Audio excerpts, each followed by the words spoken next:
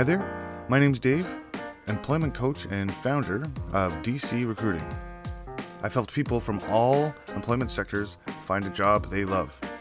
Thank you so much for tuning in to listen to my podcast. This series includes job search journey tips. Hopefully, some of my tips will work for you. So let's get started.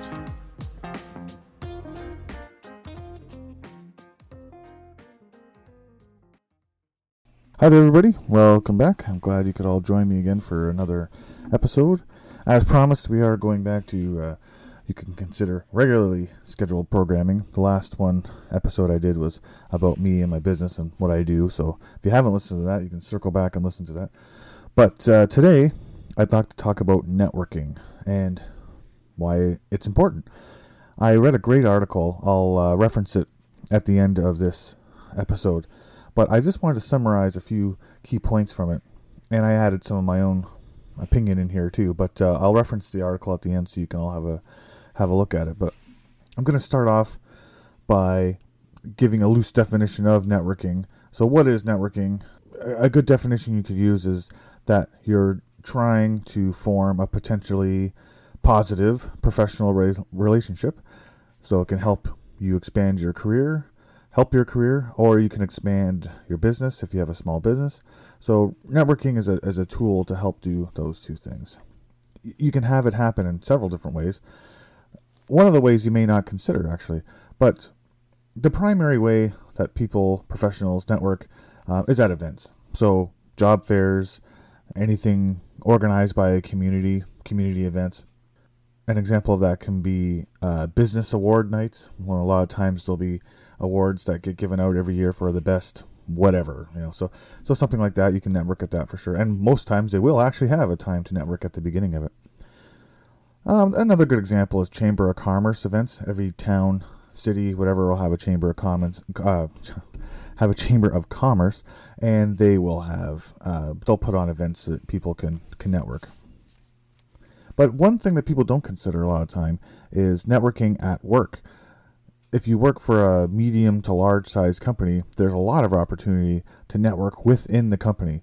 So get to know people in other departments. There's usually a wealth of talent and expertise inside of a company. And if you want to take advantage of that, well, that makes sense. If you're going to be starting a project, it's good to have those relationships in place before you start, rather than scrambling around trying to figure out who can help you when you're organizing or after you've started. So networking obviously happens a lot outside of an organization, but let's take it from the perspective of a job seeker. So if you are actively trying to add people to your network, it can help you out in a few different ways. And one of them, primarily really, is that you can have your resume hand-delivered to somebody instead of having to go through the whole process. That referral, that relationship you've developed can really translate into, hey, someone's going to their boss and saying, hey, I know somebody who'd be great for this job. And like I said, hand delivering your resume. So developing a network, whether you're using LinkedIn, any other social media outlet, is fantastic. You should always be doing that. The next point is something I had actually never considered before, and I think the article did a great job explaining all this. It is how networking is good for your well-being. And how, you might ask? It helps promote the exchange of knowledge, and by doing so, it can boost confidence, right? You can boost your own confidence by getting to know people and having that sort of sense of security that, wow, I mean, this person knows how to do a lot of stuff. If I can rely on them if I ever need help. It's also good for your social well-being. You can create long-standing professional relationships based on trust and mutual respect, all from sending someone an invitation on LinkedIn. You never know what'll happen. So networking is great that way. It's not only great for you professionally, but even though these are professional relationships, they can translate into long-standing friendships. Now, another section of this article that was just great. It was just really well done. It was how to network if you're shy. I mean, not everybody out there is an extrovert. Some people are very, very uncomfortable at social events, any social event. And so the article had a few tips and tricks of things to do if you're shy. So I'm going to share a couple of those. And I highly encourage all you folks to go and read this article. So you want to start small. Go to an event. just go.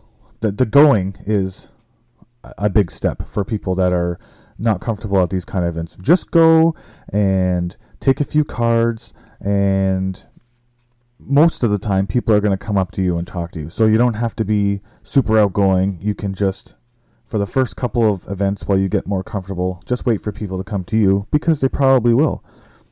Another suggestion this article had was to bring a friend with you. Bring a friend with you that maybe is more experienced at networking or has gone to more events than you, and you can sort of learn how to approach people and get more comfortable with it.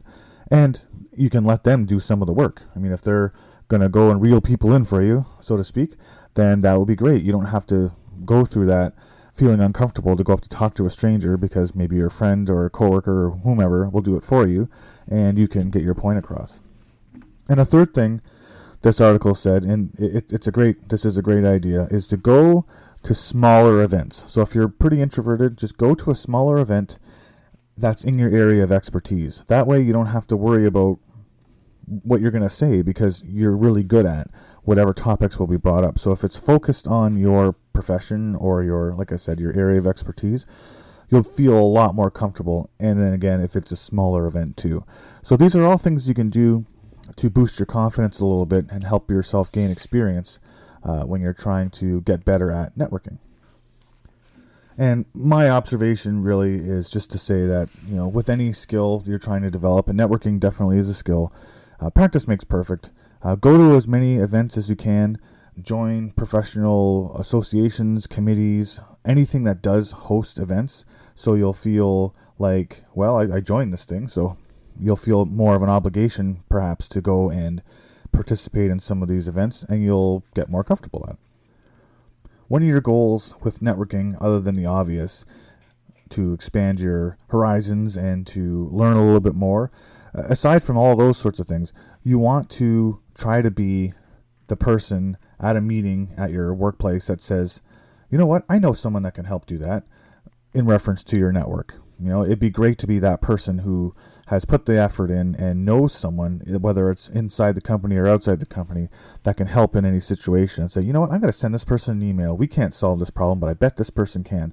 And that's how you know that you're doing your proper job and a good job at networking.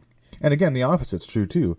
You want to be referred to. You want someone in another company to talk to you about, or talk about you that way, and say, oh, I know this person at this other company that's great at this skill. We've connected on LinkedIn, and I think they can really help.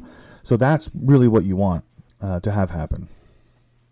So this article that I keep talking about, I'll tell you where I posted it so you can look it up. So it's posted on my website, of course, and on my LinkedIn account, and it's on the DC Recruiting Facebook page. And then the website, of course, is www.dc-recruiting.com.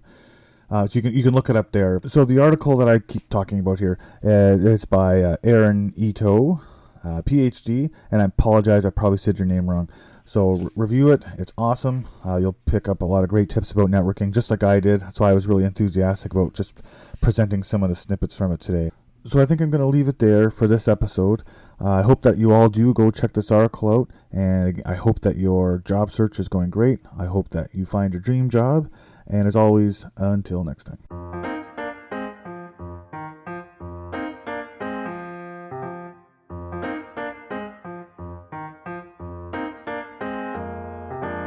Thank you so much for listening.